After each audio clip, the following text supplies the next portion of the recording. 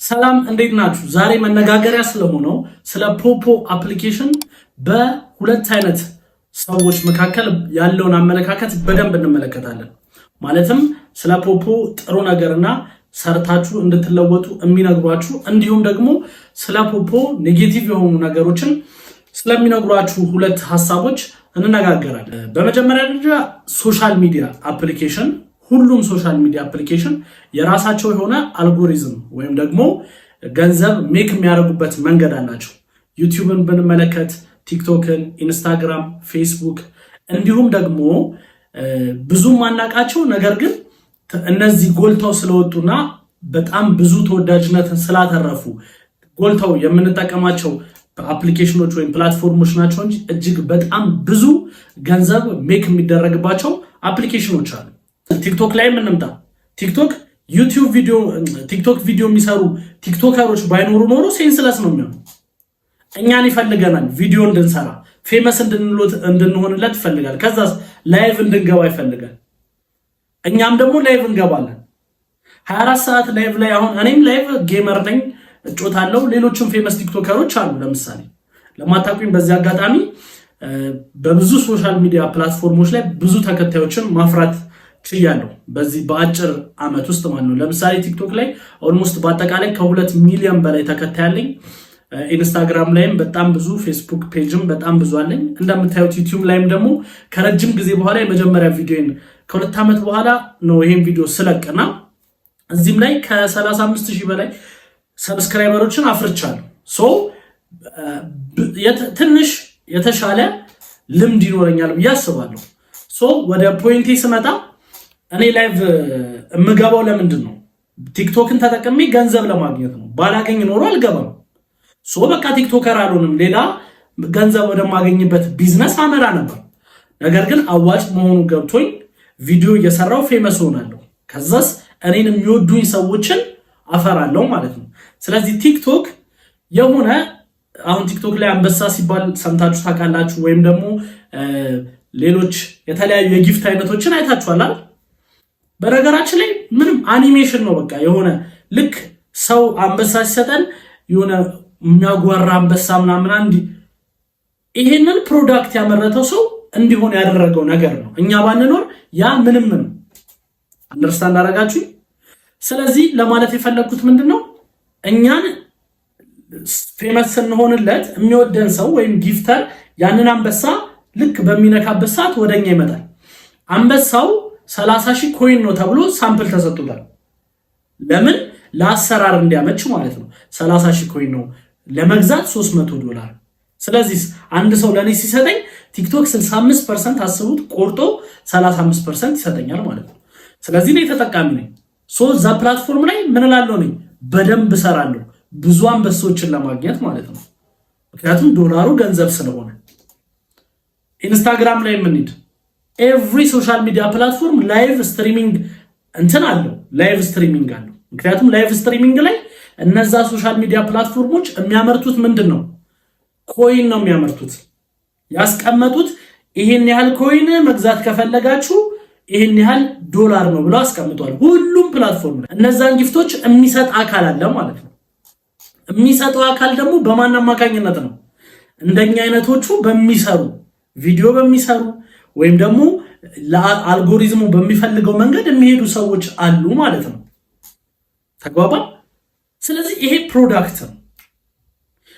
ወደ ፖፖ ደግሞ እንመጣለን። ወደ ፖፖ ከመምጣቴ በፊት ስለ አልጎሪዝም ከማውራቴ በፊት ማንኛውም ሶሻል ሚዲያ ፕላትፎርም አሰራሩ ይሄ ነው። ለምሳሌ እስቲ እንመልከት። አንድ ሪል ስቴት እንመልከትሽ። ሪል ስቴት ካምፓኒ ህንፃዎችን ይሰራል አይደለ? አዘንዱ ፍዘዴ መስራት ብቻ አይደለም ጥቅሙ። ካልተሸጠ ካላለ ቫልዩለስ የቆመ ህንፃ ነው እንጂ ምንም ጥቅም አይኖርም።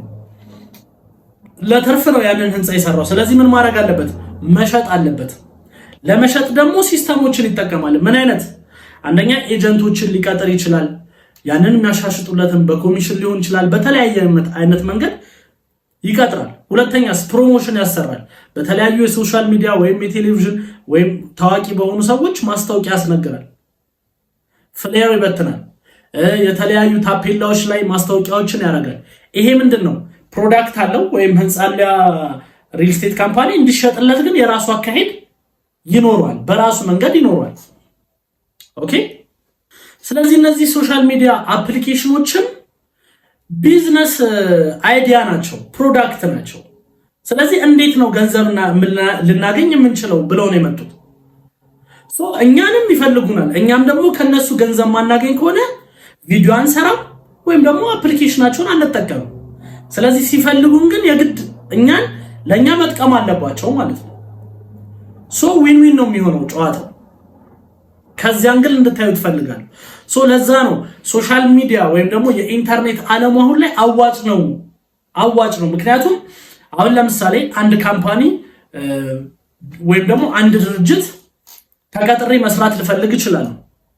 ኦኬ፣ በቃ ተቀጥሬ ልስራ አልኩኝ።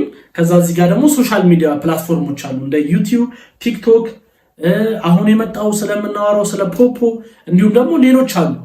ስለዚህ የኔ ምርጫ ነው አሁን ኦኬ ተቀጥሬ ልስራ። እሺ ብሰራ በወር ምን ያህል አገኛለሁ? ተቀጥሬ ለምሳሌ በጣም በቃ ቶፕ ማናጀር ሆንኩኝ ምናምን ቢባል ከ30,000 ጀምሮ 40,000 50,000 ተከፈለኝ ልበል።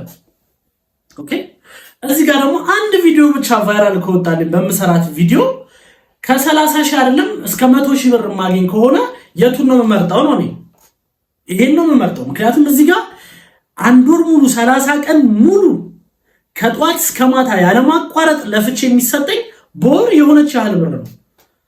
እዚህ ጋር ግን ለነዛ ድርጅት ማውጣውን ኢፈርት ወይም ታይም እዚህ ሶሻል ሚዲያ ላይ ባወጣ ምን ያህል እንደሚከፈለኝ አውቃለሁ። ስለዚህ የምመርጠው የቱን ነው? ይሄንን ነው ማለት ነው።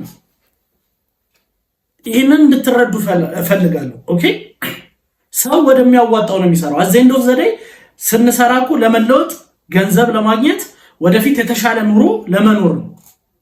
ስለዚህ መምረጥ ያለብኝ ነገር አለ ማለት ነው። ሶሻል ሚዲያውን እኔ መርጬ እግዚአብሔር ይመስገን ህይወቴን ቀይሬበታለሁ በብዙ አይነት መንገድ ማለት ነው።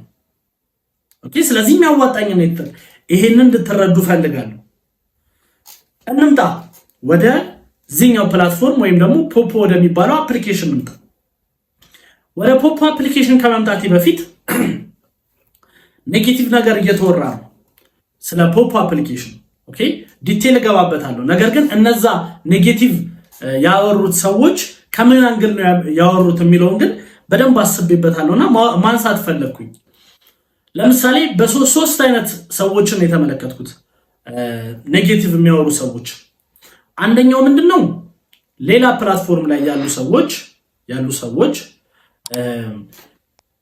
ይሄኛው ፕላትፎርም በመምጣቱ ምክንያት የሚያጡት ወይም ሉዝ የሚያደርጉት ነገር ስላለ ኔጌቲቭ ነገር ያስወሩትን ብዙ ተመልክቻለሁ።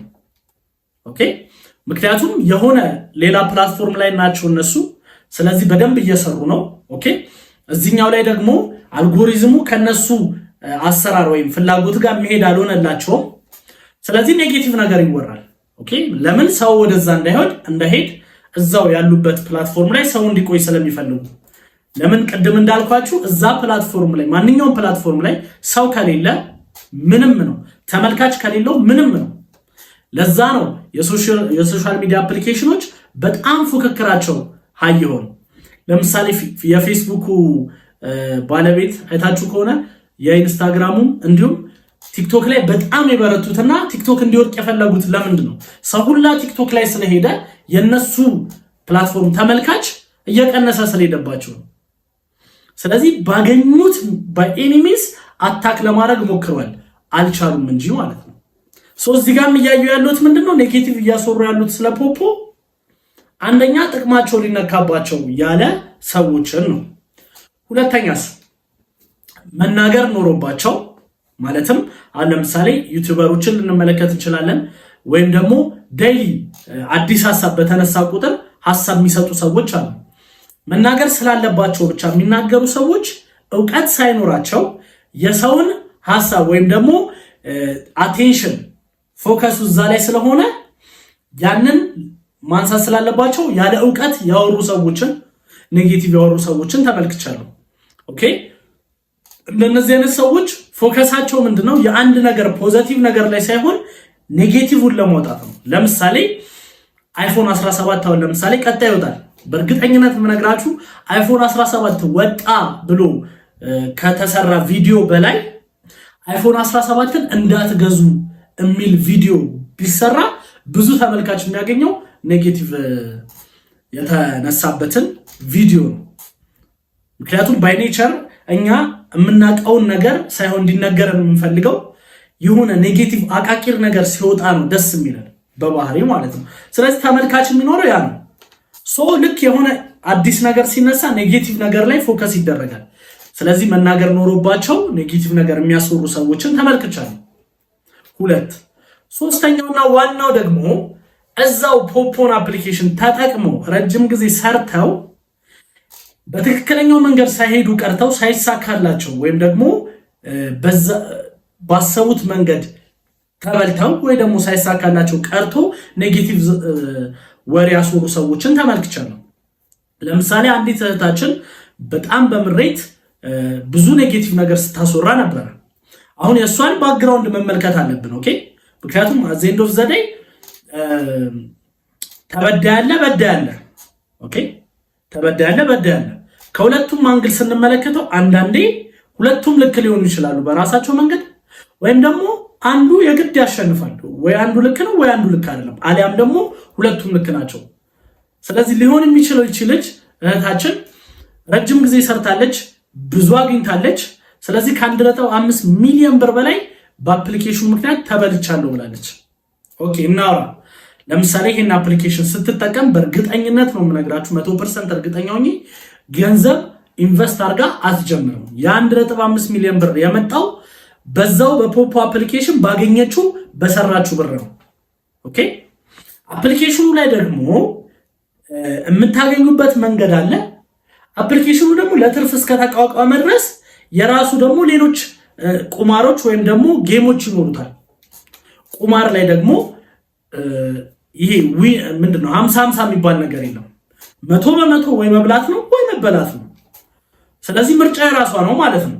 ኦኬ በዚህ አፕሊኬሽን ብቻ እኮ አይደለም፣ ዓለም ላይ እኮ ብዙ ቁማሮችን እንመለከታለን። ሚስቱን ሁላ ሲዞ እስከ መበላት ድረስ የደረሰ ብዙ። ያ የማን ችግር ነው? የሰውየው ችግር ነው። ኦኬ አለመጮት ይችላል፣ ቁማር እንትን አለ ማለት ይችላል። ተግባባን? ስለዚህ አፕሊኬሽኑ ለትርፍ እስከተመሰረተ ድረስ በዚህኛውም አይነት መንገድ ብር ማግኘት ትችላላችሁ ይላችኋል። ኦኬ ከዛ ግን ኮምፒውተር ነው፣ ከኮምፒውተር ጋር ነው የምትጋጠሙ። ስለዚህ ስማርት ካልሆናችሁ በቂ እንትን ላይ እውቀት ኖራችሁ ማትጮቱ ከሆነ መበላታችሁ አይቀርም ማለት ነው። እቺ ልጅ አዲክትድ ሆነች። በምን? በቁማሩ። የማን ችግር ነው? የራሷ ችግር ነው። ፕላትፎርሙን ያጠቃቀሟ ችግር ነው። እሺ ይሄን ካልን ወደ አፕሊኬሽኑ እንምጣ፣ ወይም ደግሞ ወደ ፖፖ አፕሊኬሽን እንምጣ። ከዛ በፊት ግን የተነሱ ነገሮች አሉ። ለምሳሌ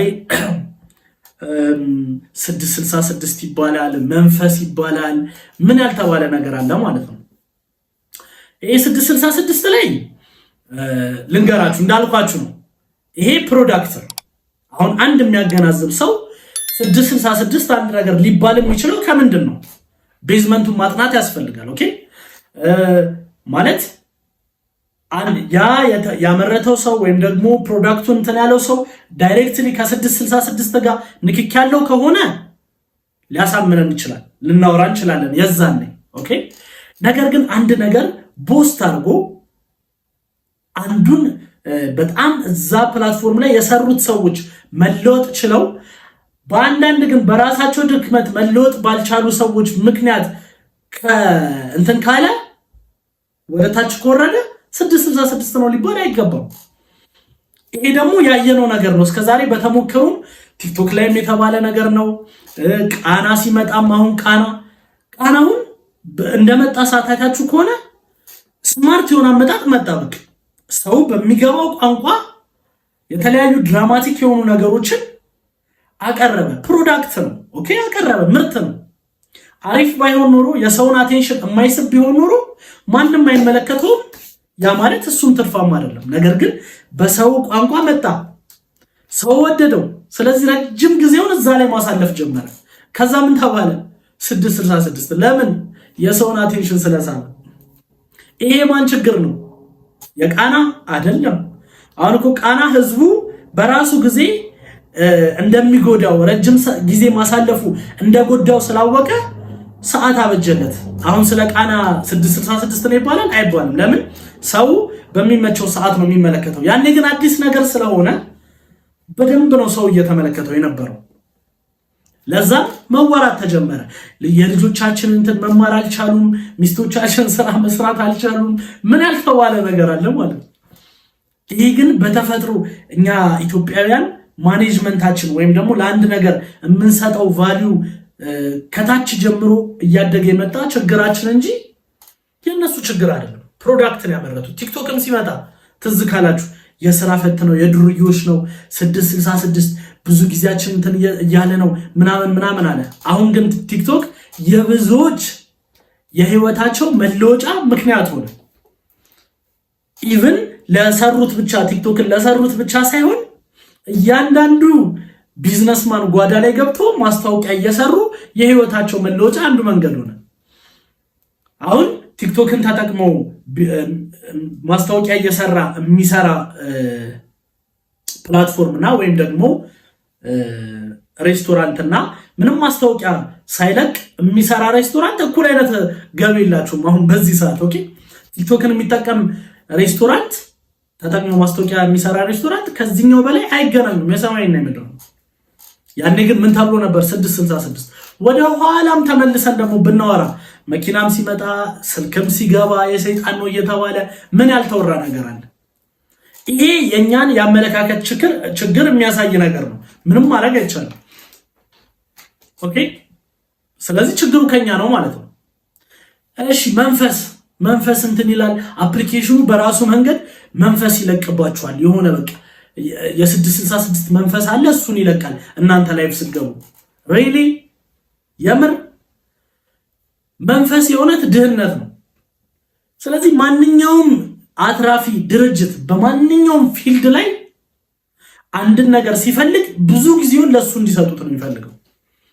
ኦኬ፣ አሁን ስለ ፖፖ እየተነሳበት ያለው ረጅም ሰዓት እንድትቀመጡ ነው የሚፈልገው፣ ረጅም ሰዓት እንድታሳልፉ ነው። ኦፍ ኮርስ እንዴ ቲክቶክም እኮ ቢሆን ስራችሁን አቁማችሁ 24 ሰዓት እንድትመለከቱለት ይፈልጋል። ምክንያቱም በእናንተ ነው ገንዘብ የሚያገኘው። ዩቲዩብም ቢሆን 24 ሰዓት ቁጭ ብላችሁ ምንም ስራ ሳሰሩ ብትመለከቱለት ደስታው ነው። ኦኬ፣ እንቅልፍ የሚባል ስላለ እንጂ አንድ ድርጅትም 24 ሰዓት ብትሰሩለት እንትን ሳትሉ ደስታው ነው። ማንኛውም ካምፓኒ በማንኛውም ፊልድ ላይ ካየነው ረጅም ሰዓታችሁ እንድታሳልፉ ይፈለጋል። ስለዚህ አሁን እዚህ ጋር ጨዋታው ምንድነው? የእናንተ ስማርትነት ነው። ኦኬ፣ የእናንተ ስማርትነት ስማርት ሆናችሁ ታይም ማኔጅ አድርጋችሁ እንዴት እጠቀመዋለሁ፣ እንዴት ልጠቀምበት እችላለሁ የሚለውን የመምረጥ ጉዳይ የእናንተ ችግር እንጂ ከመንፈስ ጋር ምንድነው የሚያገናኘው? ከ666 ጋር ምንድነው የሚያገናኘው? ማገናዘብ አንችልም። እኔን እኮ አሁን የምትሰሙኝ እኮ ዩቲዩብ ፕላትፎርም ላይ ነው። ኦኬ፣ ለምንድነው ዩቲዩብን መርጣችሁ እያያችሁ ያላችሁት? ተወዳጅ ስለሆነ አይደል? ስለምትጠቀሙበት እንጂ እኮ ኔጌቲቭ እንትን የለውም፣ ሳይድ የለውም፣ የሚጎዳ ሳይድ ሳይኖረው ቀርቶ ነው። ኦኬ፣ ህፃናት ለምሳሌ ተመርጦላቸው ትክክለኛውን ቪዲዮ የማይመለከቱ ከሆነ ተጎጂ እኮ ናቸው በዚህ ፕላትፎርም። ምክንያቱም በእድሜያቸው ልክ ያልሆነ ብዙም ደግሞ የሚለቀቅ ጥሩ ያልሆነ ነገር ስላለው ማለት ነው። መምረጥ ግን የማን ፋንታ ነው? የእናንተ ፋንታ ነው። ምንድነው አሁን ከመንፈስ ጋር የሚያገናኘው? ከ666 ጋር የሚያገናኘው ይሄ ያለመረዳት ችግር ወይም ደግሞ የአስተሳሰብ ችግር እንጂ ይሄን መረዳት የሚከብድ ነገር የለውም። ኦኬ፣ መንፈስ ከተባለ ድህነት ነው መንፈስ መሆን ያለበት እንዴ። በድሮ ጊዜ ምንድነው ንግድ ወይም ደግሞ ትልቁ የገቢ ምንጭ ግብርና ነው። ስለዚህ ሁሉም ገበሬ ነበረ። ከዛስ ከተማ የሚባል ነገር መጣ። ስለዚህ ምን አረገ? ሰው ወደ ከተማ ተገለበጠ። ለምን? አዲስ ነገር ፍለጋ ወይም ደግሞ የተሻለ ገቢ ለማግኘት። ከዛስ ከተማ ላይ ተገነባ። ኦኬ፣ ከተማ ላይ ቢዝነሶች እንትናሉ። ንግድ ብቻ በፊት ምንድን ነበረ? ትልቁ የገቢ ምንጭ ንግድ ብቻ ነበር። ስለዚህ ኤቭሪባዲ ምንድነው? ነጋዴ ነው። ሁሉም ነጋዴ የሚሆነው ለምንድን ነው? በጊዜው በቃ ራሱን ሰርቫይቭ ማድረጊያ መንገድ ስለሆነ ምን ንግድ። ምንም ቢሆን ምንም በትክክለኛው የአሰራር መንገድ ከሄደ የመለወጥ ቻንሱ በጣም ሰፊ ነው። ኦኬ በትክክለኛው መንገድ ካለ ደግሞ ይከስራል። ስለዚህ ንግድ ያዋጣውም ማለት ነው ያሰው። ነገር ግን ሁሉም የሆነ ሰዓት ላይ ነጋዴ ነው። ተግባባ። ከዛስ ነጋዴ ሆኖ ግን በጣም ስማርት ሆኖ በጣም የለፋ በጣም እንትን ያለ በጣም ሀብታም ይሆናል። ከዛ ግን ነጋዴ ሆኖ መካከለኛ ኑሮ ይኖራል። ነጋዴ ሆኖ ደግሞ ለትርፍ ለዕለት ኑሮ ደግሞ እያተረፈ ይኖራል። ይሄ የእውቀት ደረጃው ወይም ደግሞ ንግድን ያጠቃቀም ችሎታ ነው የሚወስነው። ኦኬ ከዛ ከሆነ ጊዜ በኋላ ደግሞ የኢንተርኔት ዓለሙም የገቢ ምንጭ ሆነ። ልክ እንደ ንግድ አማራጭ ሆነ። ስለዚህ ሰው ምን መሆን ጀመረ? ዩቲዩበር መሆን ጀመረ፣ ቲክቶከር መሆን ጀመረ። ኦኬ ኢንስታግራመር መሆን ጀመረ፣ ፌስቡከር መሆን ጀመረ እንደማለት ነው። ስለዚህ ወደሚያዋጣው ደግሞ እየሄደ መጣ። ለምን የሰው መክሊቱም የተለያየ እንትኑም ይለያያል። ኦኬ ከዛስ ቲያትር ሲሆን ቲያትር ፊልም አክተሮች መኖር ጀመሩ አይደል? የሆነ ስፖርት ውድድር ላይ እግር ኳስ መኮን ተጀመረ።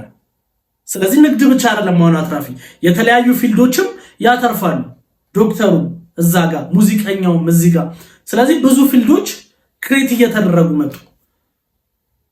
ይህም አንዱ የሶሻል ሚዲያ የኢንተርኔት ዓለሙ አንዱ የገቢ ምንጭ ነው። አለቀ። ለምንድን ነው እንደዚህ መረዳት ያቃተን? ኔጌቲቭ ነገር አለው። ኤቭሪ ነገር ኔጌቲቭ አለው። ማንኛውም ነገር እንዳጠቃቀማችን እንጂ ኔጌቲቭ ሳይድም አለው። ስለዚህ ከዛም አንግል መመልከት አለብን ማለት ነው። አሁን እሺ ወደ ፖፖ እንምጣ። ወደ ፖፖ ስንመጣ ፖፖ አልጎሪዝሙ እንዴት ነው የሚሰራው? እንዳልኳችሁ ፖፖ ላይቭ ስትሪሚንግ አፕሊኬሽን ነው። ላይቭ ስትሪሚንግ አፕ ብቻ ነው። ይሄ ደግሞ ፕሮዳክቱ የአሰራሩ ሂደት ነው። ዩቲዩብ ላይ የቪዲዮ ነው፣ ቪዲዮ እንድትለቁለት ይፈልጋል። ይሄ ግን በቃ ላይቭ ስትሪሚንግ አፕ ነው። ላይቭ ስትሪም የምታደርጉበት ማለት ነው። ኦኬ እሺ ላይቭ ስትሪሚንግ አፕ ብቻ ነው ማድረገው። ስለዚህ እንዴት ነው የምጠቀመው ብሎ አፕሊኬሽኑ ሲያስብ ላይቭ ላይ ኮይኖችን አመረተ። ይሄን ያህል ኮይን ይሄን ያህል ነው፣ መግዛት ከፈለጋችሁ ይሄን ያህል ነው የሚል አስቀመጠ። ስለዚህ የግድ ኮይኖቹን መሰጥ ስላለበት የራሱን አልጎሪዝም መዘርጋት ነበረበት። ምን አረጋ? በሶስት አይነት መንገድ እዚህ ፕላትፎርም ላይ መጠቀም ትችላላችሁ አለ። ኦኬ ምንድነው? አንደኛው ኤሳይደል ወይም ደግሞ ለወንዶቹ ስታር ምናምን ይባላል። በሁለት አይነት መንገድ መጠቀም ትችላላችሁ። ይሄ እንደምን አይነት ነው? እንደ ቲክቶክ አይነት። እሱ ምንድነው? ልክ እንደ ቲክቶክ ታለንት ካላችሁ ወይም ደግሞ ችሎታ ካላችሁ ሰዎችን ላይቭ ላይ ተቀምጣችሁ መያዝ የምትችሉ ከሆነ ጊፍተር እናንተን ሰፖርት ያደርጋል። ስለዚህ ከጊፍተር የምታገኙት አለ። እኔም ደግሞ የሆነ ሰዓት ስለተቀመጣችሁ የምሰጣችሁ ኮይን አለ። ስለዚህ በዚህ መንገድ መስራት ትችላላችሁ አለ። ለሴቶች ኤሳይዶል ይባላል።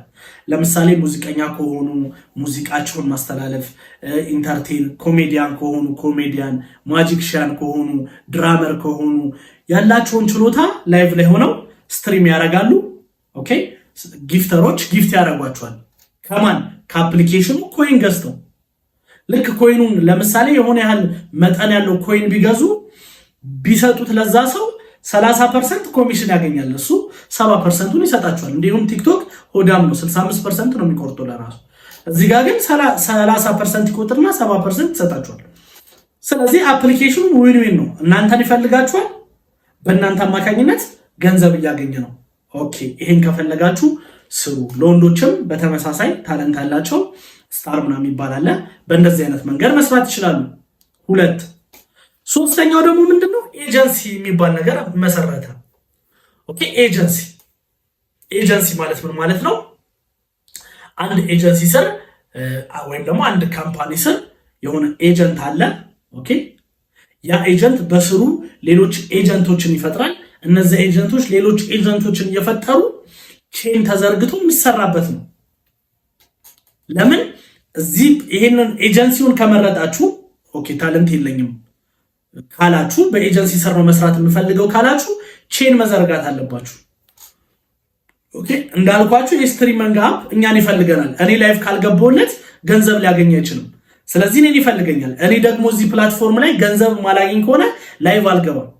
ምን ያደርገኛል? የግዴታ ሰፖርት ያደርገኛል፣ ይከፍለኛል። ካልከፈለኝ እኔ እዚህ ላይ አልቀመጥማ። ኦኬ ስለዚህ ግዴታ ባያደርገው መብቱ ነው። አሁን ለምሳሌ አንድን ሴት በአንድ ቀን ውስጥ ለሁለት ሰዓት አዲስ ከሆነች አሁን ሴቶች አዲስ ከሆኑ እዚህ ፕላትፎርም ላይ ለሁለት ሰዓት ግዴታ ላይቭ መቀመጥ አለባችሁ። ኦኬ ስትቀመጡ ግን በአንድ ሰዓቱ 5000 ፖይንት ሰጣችኋለሁ። በአንድ ሰዓቱ 5000 ፖይንት፣ በሁለት ሰዓት ውስጥ 10000 ፖይንት ሰጣችኋለሁ ይላችኋል።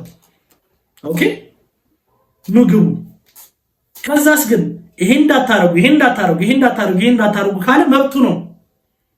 ለምን አሁን ለምሳሌ ለአንድ ሰው አንድ ሰው መድቦ እሷን ይቆጣጠራት አይልም። ኤአይ ነው የሚቆጣጠረው አይደል? ስለዚህ ኤአይ ደግሞ ይሰጠዋል፣ ዳይሬክሽን ይሞላለታል። ያንን ካጠፋሁኝ ይቀንስብኛል፣ ይቀጣኛል፣ ከሚሰጠኝ ነገር ላይ ይቀንስብኛል። ስለዚህ ስለታማ ነገር እንዳታሳዩ። ይሄ ደግሞ ትክክለኛና መሰረታዊ ነገር ነው። ምክንያቱም ኔጌቲቭ ነገር መተላለፍ ስለሌለበት ሌላውን ተመልካቹን የሚጎዳ ማንኛውም አይነት ነገር ስለማይቻል። እሺ ገላችሁን የሚያሳይ ነገር አትልበሱ። ልክ ነው። ምን አጠፉ? ኦኬ ከቁጭ ብላችሁ ተቀመጡ፣ ከስክሪን አትውጡ። አዎ ምክንያቱም ከወጡ ኤአዩ ምን ብሎ ነው የሚያስበው? አልሰሩም፣ ስለዚህ ቀንስባችኋል ፖይንቱን፣ የሉም አልተቀመጡም ብሎ ነው የሚያስበው። ልክ ነው። ስለዚህ የሆነ ቢያዛችሁ ነው የምላችሁ፣ መብቱ ነው። አሁን እኮ አንድ ካምፓኒ ተቀጥራችሁ ይሄን አርጉ፣ ይሄን ደግሞ እንዳታረጉ፣ አይ ያልከኝን አላረግም ማለት ትችላላችሁ ካላችሁ መብታችሁ፣ ውጡ፣ አትስሩ ነው የሚላችሁ። እስከምከፍላችሁ ድረስ ግን ይሄን አርጉ፣ ይሄ ደግሞ ግዴታ ነው፣ የማንኛውም እንትን አሰራር ነው። ኦኬ ስለዚህ ያቺ ሴት ይፈልጋታል ስትመጣ፣ እሷም ደግሞ ስለተቀመጠች ገንዘብ ማግኘት ትፈልጋለች ካልከፈላት ስለማትቀመጥ። ስለዚህ ዊን ዊን ነው። ስለዚህ ኤጀንሲ ከመረጣችሁ በአንድ ሰው ስር ትገባላችሁ። ያ ሰው እናንተን በደንብ አድርጎ ያሰለጥናችኋል ስለ አፕሊኬሽኑ። ከዛ እናንተም ሌላ ሰው ታመጣላችሁ፣ በደንብ አድርጎ እሱን ያሰለጥናል። ስለዚህ ሰልጥነው የሚመጡ ሰዎች በሙሉ እየበዛ ይሄዳል ማለት ነው። ቼኑ በጣም እየዘረጋ ይሄዳል። ስለዚህ ልክ እንደ ቲክቶክ 4-5 አይነት ፌክ አካውንት ተከፍቶ የተጣራ ሰው ከማጣት ይልቅ ልክ እንደዚህ ሰልጥኖ የሚመጣ ሰው በደንብ ገብቶት ስለሚመጣ ረጅም ጊዜ ይቆያል። በዚህ መሃል ፕላትፎርሙ ኤቭሪ ታይም በገቡ ሰዎች በሙሉ ገንዘቡን ሜክ ያደርጋል። ለምን? ትራንዛክሽን ይኖራል። 30% እያንዳንዱ ጋር ያተርፋል ማለት ነው። በነገራችን ላይ የአንድ እንትን አይደለም፣ ከአንድ ትራንዛክሽን ብቻ ነው። አንድ ሰው እኔ አሁን ለምሳሌ 2 ሳምንቴ ነው ከጀመርኩኝ ፖፖን ማለት ነው። ለአልጎሪዝም ወይም ደግሞ ለሶሻል ሚዲያ እንትን ቅርብ ስለሆንኩኝ በደንብ ኢዝሊ ነው አንደርስታንድ ያደረኩት። ወዲያው ነው በቀላሉ ነው የገባሁት። ውጤታማም ሆኛለሁ ገብቶኝ እየሰራው ስለሆነ ማለት ነው። ኦኬ በሚጠቅመኝ አይነት መንገድ እየተጠቀምኩበት ስለሆነ ማለት ነው። ቁማር ስለማልጮት ማለት ጌም ስለማልጮት ገንዘብ ሜክ ላረግ ነው የገባሁት። ስለዚህ በምን አይነት መንገድ ነው ገንዘብ ሜክ ማረገው የሚለው ነው የሚያሳስበኝ። ማግኘቴን ብቻ አይደለም። ኦኬ እሺ ቀጣይ ደግሞ በደንብ ብዙ እንዳገኝ እንዴት ማድረግ አለብኝ ብዬ ታክቲካል የሆነ አሰራር ነው የምሰራው። ኦኬ ስለዚህ ከዚህ አይነት መንገድ ማሰብ አለብን። ምንም ኔጌቲቭ ነገር የለውም። አንድ ነገር ከውጭ ሆናችሁ ከማየት ማገናዘብ ትችላላችሁ። ውስጥ ገብታችሁ መመልከት ነው፣ ማገናዘብ ነው።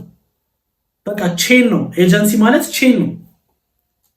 ኦኬ የሚሰራው አልጎሪዝሙ እንዳልኳችሁ እናንተ ሴቶችን ለምን ያበረታታል? ከሙ አንድ የሰማሁት አለ። ሴቶችን ብቻ በደንብ ነው የሚያበረታታው ወንዶችን። ውሸት። አይታችሁ ከሆነ እንዲሁም በጣም ቶፕ ላይ ያሉ ገንዘብ የሚያገኙት ፖፖ ላይ ወንዶች ናቸው። ለምን ይመስላችኋል? ፕላትፎርሙ ሴቶችን ስለሚያበረታታ እኛ ወንዶች በገባን ሰዓት ሴቶች ደግሞ ይሄ ናቹራል የሆነ ነገር አለ አይደለ? አሁን ወንዶች ሴቶችን ነው አትራክት የሚያደርጉን፣ እኛ ሴቶች ደግሞ ወንዶችን ነው አትራክት የሚያደርጉት አይደል? ይሄ ናቹራል የሆነ ሎኑ። ስለዚህ እኛ ወንዶች ፕላትፎርሙ ሴቶችን ስለሚያበረታታ ሴቶች ደግሞ የሚመርጡት በእኛ ወንዶችን ስለሆነ ኤጀንታቸውን የሚያደርጉን በእኛ ስር ስለሚሆኑልን እነሱ ብዙ ስለሚያገኙ እኛ በደንብ እንጠቀማለን። ስለዚህ እኛ ቶፕ እንወጣለን ማለት ነው። ኦኬ ገንዘብ በደንብ ሜክ እናደርጋለን። ስለዚህ ዊን ዊን ነው ጨዋታው። ተግባባን? ከዛም አንግል መታየት አለበት። ዛሬ ፎከስ የፈለግኩት ምንድነው ዲፕሊ በቀጣይ ቪዲዮ ስለ ፖፖ በደንብ ምነግራችሁ ይሆናል። አሁን ግን የዛሬው ቪዲዮ ግን እንዲሆን የፈለግኩት ለማጥራት ነው። ኦኬ በቃ እናገናዘብ። ከብዙ አንግል እንመልከት። የማይሆነን ከሆነ አይሆነንም። ሌላ እኮ ስንት ፊልድ አለ ወደ ፊልዳችን መሄድ። ነገር ግን መጠቀም እፈልጋለሁ ከተባለ ግን ኔጌቲቭ ነገር ማስወራት። ኦኬ አሁን እኮ ምን እያደረጉ እንደሆነ ታውቃላችሁ? ግን በነገራችን ላይ የእውነት አሁን እኔ እኮ ያኔ ቲክቶክ በምሰራበት ሰዓት ኔጌቲቭ ነገር እየሰማው ባቆም ኖሮ እኮ አሁን ያለሁበት እንትን ደረጃ ላይ አልደርስም ነበር። ኦኬ ባቆም ኖሮ ማለት ነው። የሆነ ሰው በነገረኝ ኔጌቲቭ ነገር ወይም ደግሞ በሆነ እንትን የሰውን መለወጥ እያገዳችሁ ነው። የአንድ ሰው ህይወት የሚለወጥበትን ነገር ኔጌቲቭ ነገር በማውራታችሁ ምክንያት እንዳይለወጥ እያደረጋችሁት ነው። ስለዚህ እንትን እንዳይሆን እንዳይሰራ ሳይሆን ማድረግ ያለባችሁ ኔጌቲቭ ነገር ካለ ያንን ነገር እንዳትሰራ። ኦኬ በሚጠቅምህ መንገድ ሂድ ነው ማለት ያለባችሁ እንጂ የማይጠቅም ከሆነ እኔም ነው የምላችሁ ረጅም ዓመት ቢውልድ ያደረኩት ኮሚኒቲ አለ፣ የሚያምነኝ ብዙ ሰው አለ። ኦኬ ያንን ሰው ኔጌቲቭ ነገር እንትን ብዬ የውሸት ልናገር አልችልም፣ በፍጹም አላረጉም። ምክንያቱም ለጊዜው ልጠቀም እችላለሁ እንጂ ወደፊቴን ነው ማበላሸው። ስለዚህ ለምን ውሸት ነገር ኔጌቲቭ ነገር ላይ እንትላለ? የማይጠቅም ቢሆን እኔ በፍጹም እዚህ ላይ ወጥቼ ልናገር አልችልም። ነገር ግን የአንድ ሰው ህይወት የሚለወጥ ከሆነ ግን ኔጌቲቭ ነገር በማውራታችሁ ያንን ሰው እንዳይለወጥ እያደረጋችሁ ነው። ስለዚህ አንዳንዴ ጥንቃቄ ያስፈልጋል። የምሬ ነው። ካልቻላችሁ የእናንተ ችግር ነው። መስራት የሚፈልገው መለወጥ የሚፈልገውን ግን አታግዱት፣ እንዳይለወጥ አታርጉት። ልክ አይደለም። እና መስራት የምትፈልጉ ሰዎች ካላችሁ በጣም የሚገርም ፕላትፎርም ነው። መለወጥ እፈልጋለሁ የምትሉ ካላችሁ ጥግ ድረስ አሁን ብነግራችሁ የብር መጠኑን የሚያስደነግጥ አሁን እኔ ከጀመርኩኝ 2 ሳምንት ነው። የእውነት ነው የምላችሁ። ይኸው ላሳያችሁ እችላለሁ በማስረጃ ያገኘሁትን ምናምን። በ2 ሳምንት ብቻ ከ40 ሺህ ብር በላይ ሰርቻለሁ። በ2 ሳምንት ብቻ። ለዛውም ኮሚሽኔ ገና ሲ ሌቭል የሚባል አለ 8% ኮሚሽን ላይ ሆኜ ከመጨረሻው ሱፐር የሚባለው 20% ላይ ኮሚሽን ላይ ስደርስ ግን አስቡት ያ አሁን ያገኘሁት በ2 ሳምንት በየቀኑ ማገኘ ይሆናል። ምክንያቱም ከዚህ በፊት ሁሉም ሱፐር የሆኑት በሙሉ ማአት ሱፐር የሆኑ ሰዎች አሉ ሜክ የሚያደርጉት እንደዛ ነው ደርሷል። ለምን ሰው መግባቱ አይቀርም። አሁን እንትን ስላላችሁ ምናምን ሳይሆን ጭራሽ እየከበደባችሁ ነው የሚሄደው። እውነት ልንገራችሁ በኋላ ጭራሽ ከፍላችሁላ ላትገቡ ትችላላችሁ። ከፍላችሁላ ምክንያቱም በጣም አዋጭ ስለሆነ ማለት ነው። ሀብታሞች እየሰሩት ያሉት ነው። እንደ ቢዝነስ አዋጭ ስለሆነ ሀብታሞች ጭምር እየሰሩት ያሉት ነው። ስለዚህ ኔጌቲቭ ነገር እንትን ሊያስብላችሁ አይገባም። በርቱ። አንድ ላይ መስራት የምትፈልጉ ከሆነ ከኔ ጋር በ0946 78808 ቴሌግራም ላይ መስራት ትፈልጋለሁ በሉኝ። ሊንኩን እልክላችኋለሁ። በእኔ ስር ሆናችሁ እንድትሰሩ አደርጋለሁ። የእናንተ መለወጥ የኔ መለወጥ የኔ መለወጥ የእናንተ መለወጥ ስለሆነ በደንብ አድርጌ ነው ማሰራችሁ፣ ጥግ ድረስ ነው ማሰራችሁ። ስለዚህ አብረን መስራት እንችላለን ማለት ነው። ለዛሬው ረጅም ቪዲዮ እንዳይሆንብን በዚህ ቃል አዲስ የሆናችሁ ሰብስክራይብ ያላረጋችሁ ቤቱን ሰብስክራይብ እያረጋችሁ ተቀላቀሉን። ቀጣይ ስለ ፖፖ ሙሉ ዝርዝር የሆነ ስለ ፖፖ ብቻ ይዤ የምመጣበት ቪዲዮ ይኖራል ማለት ነው። እስከዛ ይመቻችሁ። ላይክ፣ ሼር፣ ኮፒ ሊንክ ማድረጋችሁ እንዳትረሱ።